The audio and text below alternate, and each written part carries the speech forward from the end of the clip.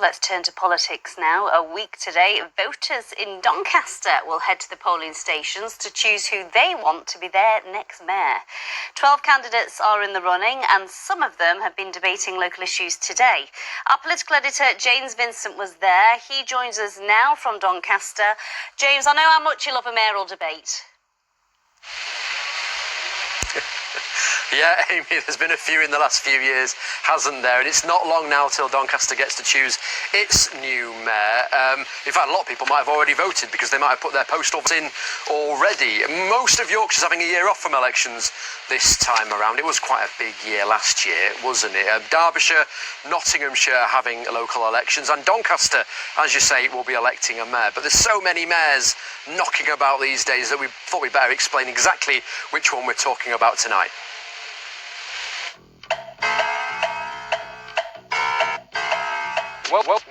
Welcome to Doncaster, the city with 3 mayors.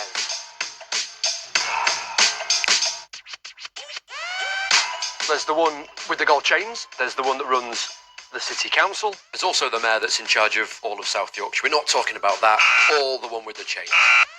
We're here to talk about the middle one, the person that's in charge of that.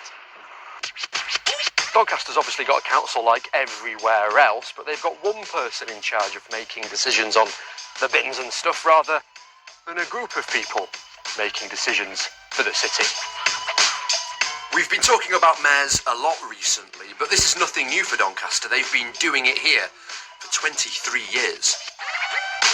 One of the big stories is whether the airport will reopen again, but there are other issues to sort. Nearly 20% of people here don't have any qualifications. That's the second highest anywhere in the country. Lots to get stuck into, lots to sort out. So this year Doncaster will be electing councillors, but also a mayor to run the city. 12 candidates all want the job, working behind me from the 1st of May.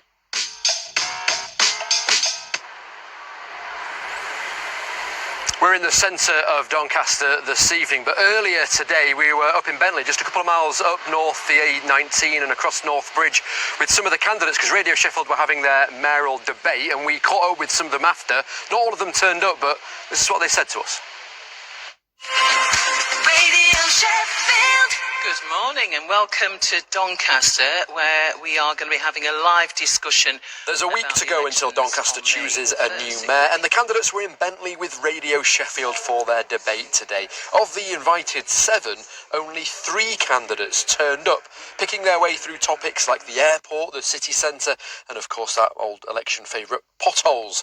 It was a chance for candidates to be questioned by presenter Paulette Edwards and Look North. The priority is we've got it just isn't about the city centre of Doncaster, it's about the outer Rhine areas as well.